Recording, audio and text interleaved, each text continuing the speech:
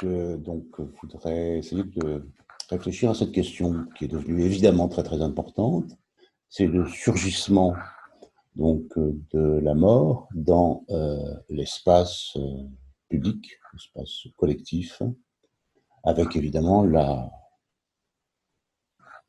généralisation de cette épidémie.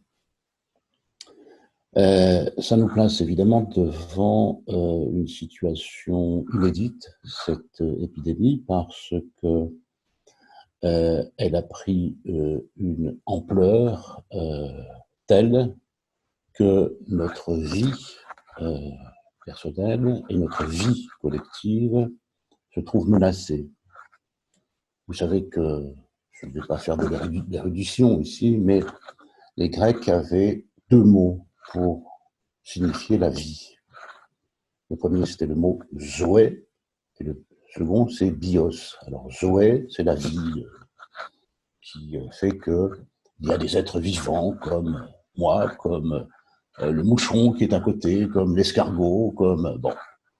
Donc, c'est la vie vive. Et puis, le bios, c'est la vie instituée. Donc, la vie instituée à travers des institutions, la culture, le politique et l'éducation, toutes nos institutions.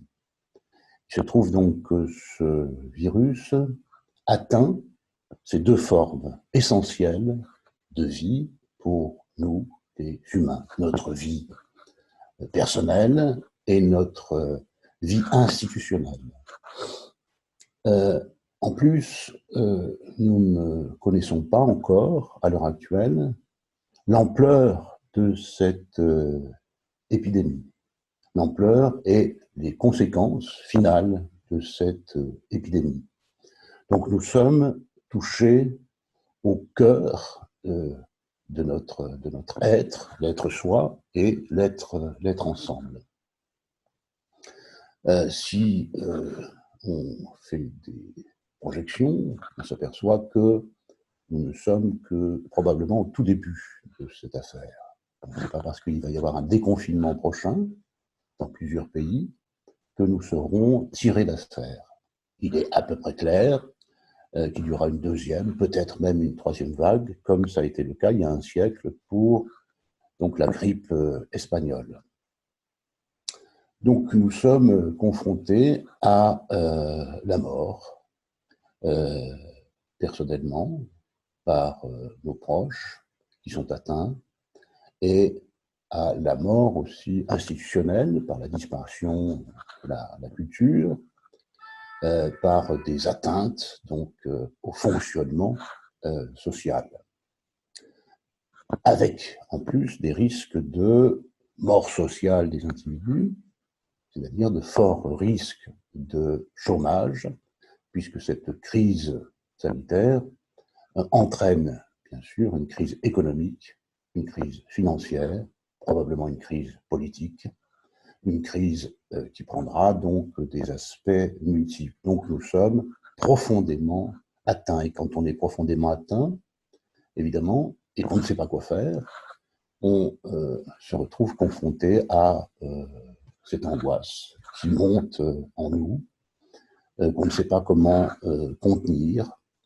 et qui risque de nous prendre à la gorge et de nous étouffer. Voilà globalement la situation dans laquelle nous sommes.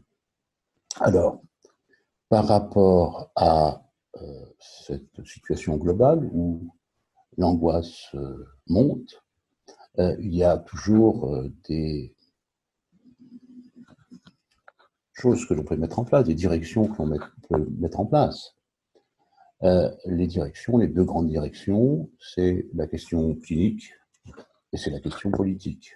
Donc, il faudrait, dans ces deux grands domaines-là, penser, au sens réfléchir, à ce qui nous a amenés là, et penser au sens soigner, la situation pour remédier à la situation dans laquelle nous sommes. C'est une tâche d'une immense ampleur et Donc, je crois que face à cette tâche-là, nous sommes donc contraints de remiser, de sortir de l'angoisse pour faire face à cette situation. Vous savez que, étrangement, dans les périodes de guerre,